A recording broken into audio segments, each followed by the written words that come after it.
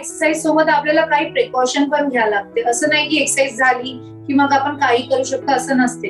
तर आपल्याला खूप जास्त प्रॉब्लेम आहे म्हणजे तर आपल्याला नी कॅप घालायला लागतं. त्याच्याने काय होते, आपले घुटणे सपोर्टेड राहतात आणि आपल्याला त्रास कमी होते. आणि आपल्याला मांडी घालून खाली नाही बसायचं आहे जेव्हा आपल्याला घुटण्याचा त्रास असला. आपल्याला इंडियन टॉयलेट यूज नाही करायची आहे, कमोड वापरायचं. कारण बघा, जेव्हा आपण इंडियन टॉयलेट यूज, आम्ही म्हणतो की इंडियन टॉयलेट यूज करा, पण जेव्हा तुम्हाला खूप त्रास राहिली आणि तुम्ही इंडियन टॉयलेट मध्ये बसले की तुमचं घुटणं लॉक होऊन जाते आणि लॉक झालं की आपल्याला खूप त्रास होते आणि मग सरळ करायला आपल्याला ऑपरेशन करावं लागते. ते नाही होऊ द्यायचंय म्हणून आपल्याला कमोड यूज करायचंय. आपल्या घरी कमोड नाही तर अशी चेअर पण भेटते, जे चेअर मध्ये असं छिद्र असते आणि मग आपल्या इंडियन टॉयलेट मध्ये आपण ते वापर करू शकतो.